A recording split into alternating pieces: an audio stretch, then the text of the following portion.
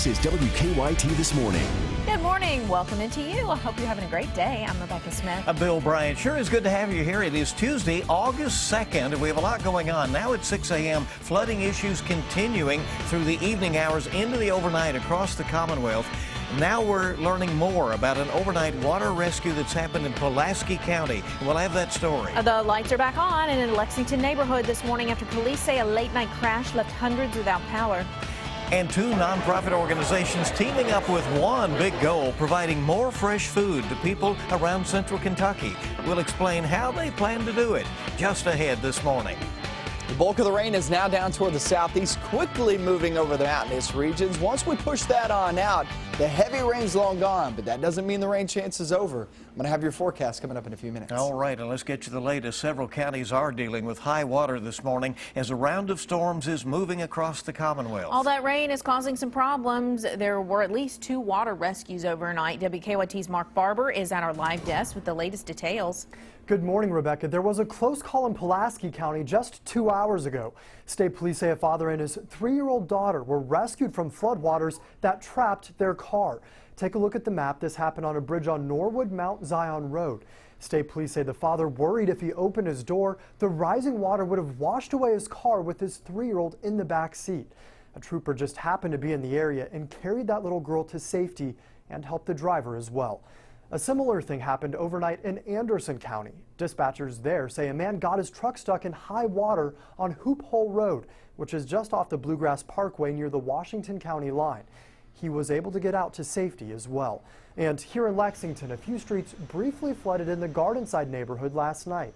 Witnesses say someone tried to drive through a flooded parking lot off of Landsill Road and got stuck. Firefighters were called out, but the water had gone down by the time they arrived. This morning, we are also hearing reports of high water in Boyle County. One viewer there told us the Chaplain River is way up this morning in Perryville. Of course, we are continuing to monitor reports of rising water this morning. We'll have another update for you coming up in 30 minutes right here on WKYT. From the live desk, Mark Barber, WKYT. Flash flooding has also caused problems in Clark County. Several inches of rain caused flooding in the old Boonesboro Road area, not far from Winchester. The high waters also left some folks stranded in their homes for several hours. No one was hurt. And storms also caused a messy situation in Powell County. In this case, officials say it was lightning that hit the gas substation of a pipeline near Winchester Road in Clay City. The pipeline's emergency shutdown system was activated, and an oily residue started spewing out of the compressors. Officials still have not said what was in that substance. They say it is not hazardous. Still, the residue covered several cars and homes near the plant, and that left neighbors with a big mess to clean up. It's kind of aggravating having to clean everything, all the oil, and then worrying about my kids being outside in any of it, and also my outside animal as well. Investigators say the lightning strike did not cause a fire, and luckily nobody was hurt. Now, remember, we can help you track the storms with the WKYT Weather Plus Traffic app. Download that for free in the app or Google Play stores. A Lexington Road is back open this morning following a late-night crash. It happened around 10 o'clock last night on Hume Road near Bryan Station. Police say a car ran off the road and hit a utility pole. The driver was taken to the hospital with non-life-threatening injuries. The crash briefly knocked out power to hundreds of Kentucky utility customers. Today, we could hear testimony in the case of a Whitley County woman who is accused in a deadly hit and run. Police say Sonia Askins crashed into 2 people who were walking on Kentucky Highway 895. The crash killed Teresa Bennett. Police say Askins admitted to drinking moonshine and taking drugs before the crash. She'll be in court for a preliminary hearing at 1 o'clock this afternoon. We're encouraged to report a well-known Central Kentucky woman is improving after being badly injured during a cycling accident in France. In a Facebook post, former state auditor and Secretary of State Bob Babbage says his wife Laura is making more progress at UK Hospital. He says Laura is able to open her eyes, follow some basic commands, and to sit up with some assistance. She is expected to be in ICU for a few more days. Family members say Laura Babbage suffered a serious head injury last month while riding a bike in a competition that ran in conjunction with the Tour de France. Well, it could help tens of thousands of felons in Kentucky. A new state law allows some felons to have their convictions expunged. But the process could be a little confusing. That's why today a group is offering up some help in this. WKYT's Mike Byer is live in downtown Lexington to explain.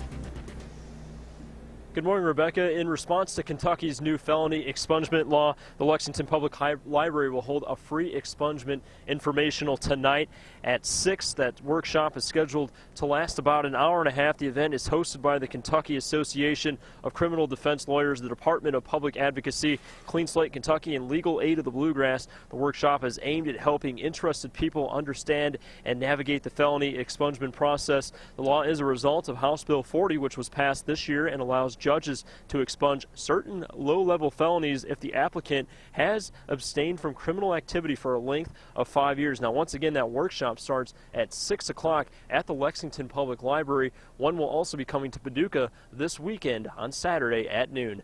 Live in Lexington, I'm Mike Byer, WKYT. All right, of course, has a lot to do with people potentially getting employment and so forth and moving on with their lives. So we'll see how that all goes. Yeah. 6:06 is our time right now. Cleanup continues this morning in a historic Lexington cemetery after it was badly damaged in a weekend crash. It happened at Cove Haven Cemetery on Whitney Avenue. Cemetery managers there say a driver crashed into the cemetery's wrought iron fence while trying to get away from the police. Managers say a couple of headstones were also damaged. Cove Haven Cemetery is more than 100 years old, and managers expect the repairs to cost thousands of dollars. 2 nonprofit organizations will be sharing a grant to provide fresh food to more people around central Kentucky. Food Chain provides food education and hands-on training, and Glean Kentucky gathers and redistributes extra fruits and vegetables from farmers. Together, both organizations will share a $450,000 grant to expand their efforts in central Kentucky. Food Chain will be building a teaching and processing kitchen at its West 6th Street location in Lexington, and Glean Kentucky will use its share of the grant to expand its operations and to move into more central Kentucky counties. The first of 3 meetings focused on the construction of a new Scott County high schools tonight. The Scott County superintendent is asking for a tax increase to help pay for the $48 million construction of the Great Crossing High School. Tonight's meeting is at 7 o'clock in the John L. Hill Chapel at Georgetown College. The deadline for the decision on the so-called nickel tax is on August 18th. It's been years in the making. Today, the city will debut a new playground at Jacobson Park. In 2014, a focus group made the decision to get rid of the popular wooden playground instead of repairing it. The decision wasn't popular with everybody. Today, the city of Lexington having a grand opening of sorts for the new playground. They will unveil it at 10 o'clock this morning.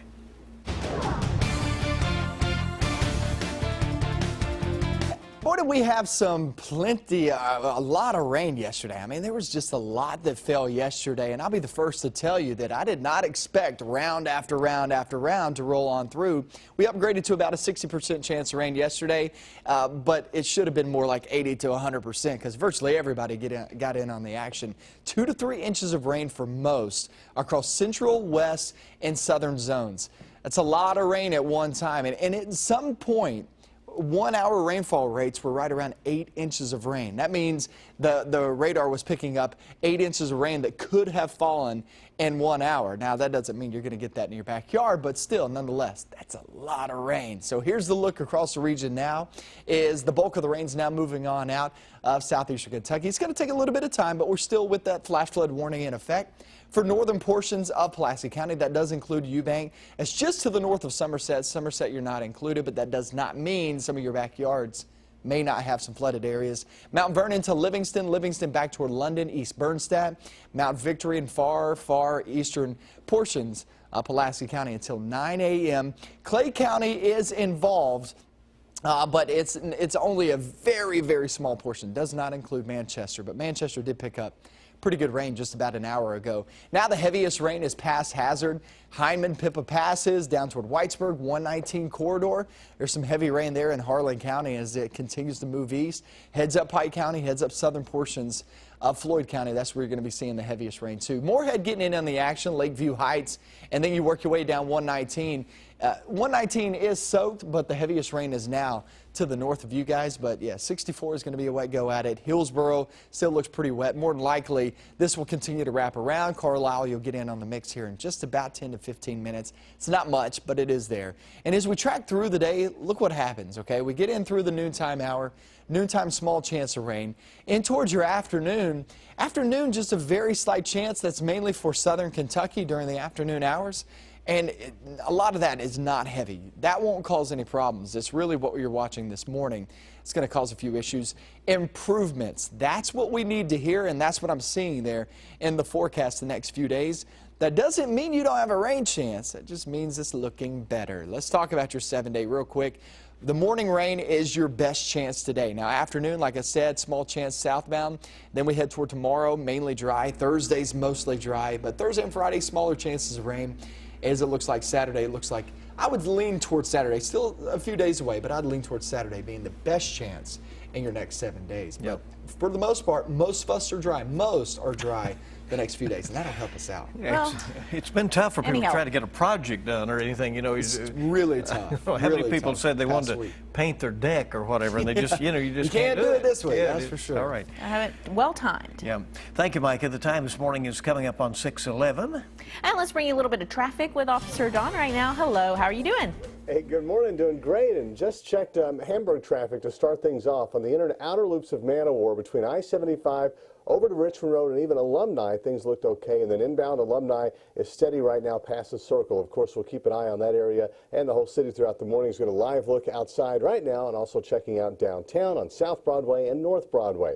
Drive time should be okay right now from Nicholasville with no significant issues to contend with as we get a live look courtesy of the Lexington and Fayette Urban County government of Winchester and the Circle.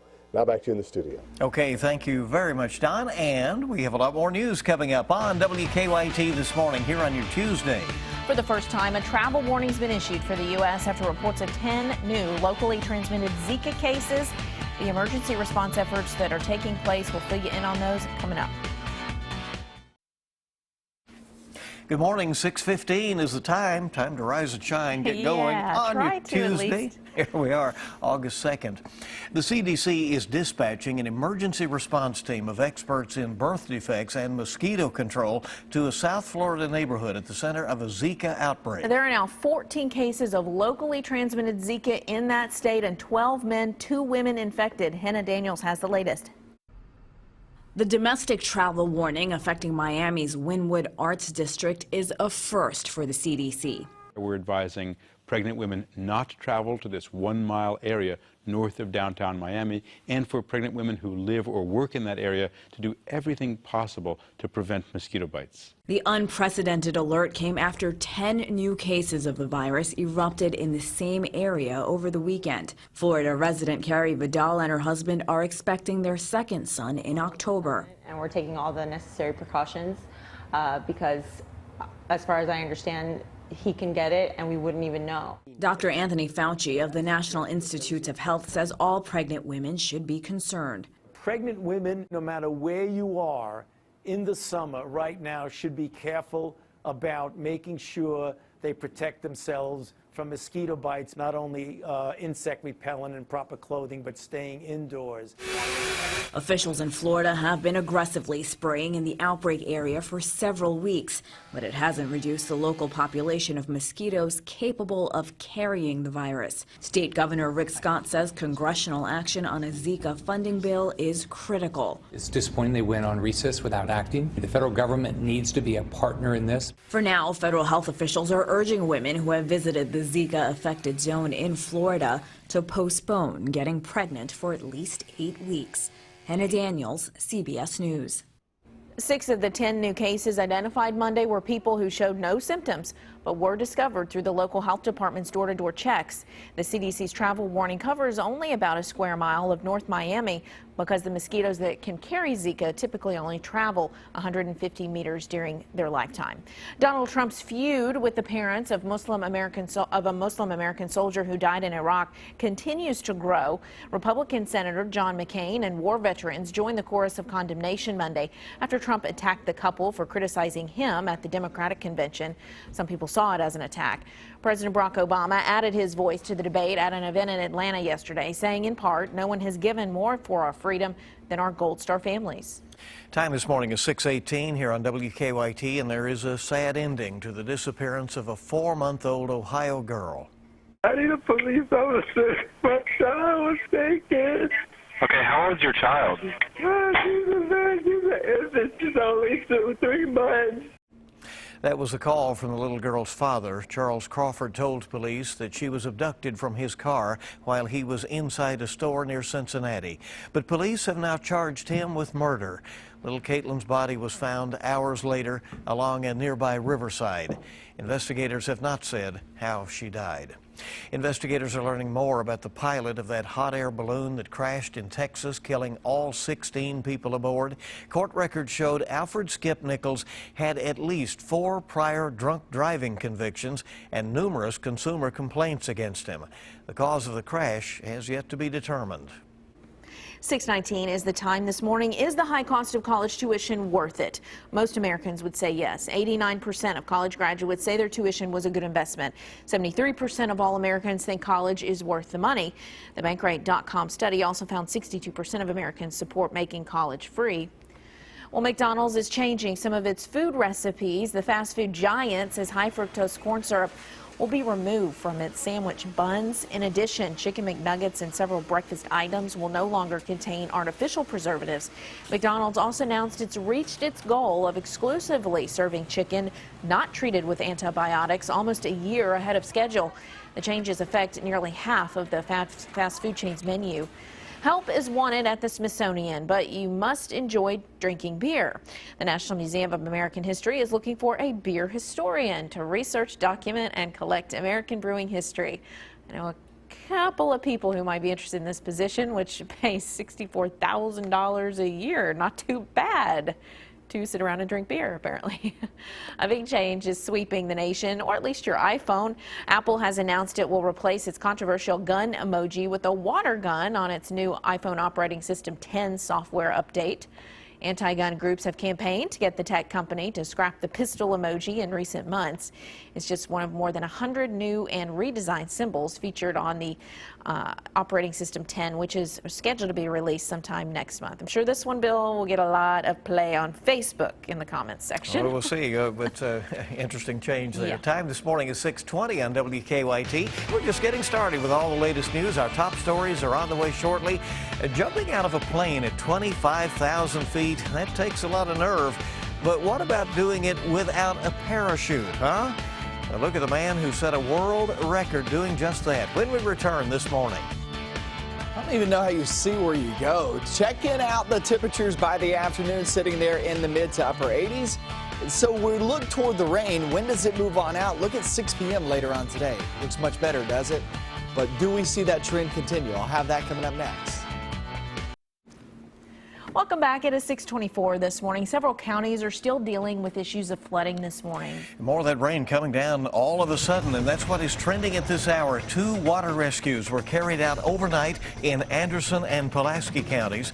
Here in Lexington, a few streets briefly flooded out in the Gardenside neighborhood last night. One driver got stuck. The firefighters say the water had gone down by the time they got there. We have not heard any reports of injuries as a result of the flooding, and that is a good thing. Those sudden downpours could continue today. It's a WKYT First Alert Severe Weather Day. Micah? Yeah, Letcher County early this morning, seeing the brunt of it as we speak. And that goes for Nye County, too. It's moving out of Perry County. So heads up Pike County. You are next in line as this travels on through. You look northbound, and there are some showers here and there across, say, Rowan County, back towards southern portions of Fleming County, and also Nicholas County. So traveling this morning isn't going to be much of an issue, but you'll still have a few showers. Kind of hit and miss as we travel throughout that morning time. Now, by the afternoon, it looks much better. Now, afternoon, I cannot rule out a chance of rain, but it is a small chance, especially south of I-64, but improving conditions the next few days. The next best chance of rain really looks like it's going to be Saturday, so toward the weekend. Thursday, Friday, those look like small chances. They're still there, but looking better in our forecast. We need that, guys. We'll be talking about that coming up. Okay, we'll see you in just a bit with all the updated forecast for us shortly. This is some amazing video, and I cannot believe this guy did this. An American skydiver has set a new world record. It is not your everyday skydive, though, Bill. Right. Check out 42-year-old professional stuntman Luke Akins as he jumps from a plane without a parachute. His 25,000-foot leap to earth set the world record for the highest jump without a parachute. After the 2-minute-long free fall, Oh. Akins landed in the center of a 100 by 100-foot net at the Big Sky Movie Ranch in California. How? Akins spent 2 years training for the jump. And he didn't even have your sound effects to go along with it there, Rebecca. How and why? I mean, you just have a visceral reaction when you watch that. How can you not? It's something, isn't it? All right. Yeah. Crazy. Hats off to him, I guess. We're glad Yeah. he's safely down.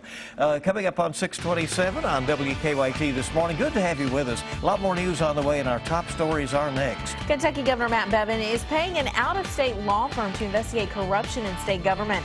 Find out why at 6:30. Today's Mega Millions jackpot is $25 million. Tomorrow's Powerball jackpot is $40 million. Keep it here for the latest on WKYT.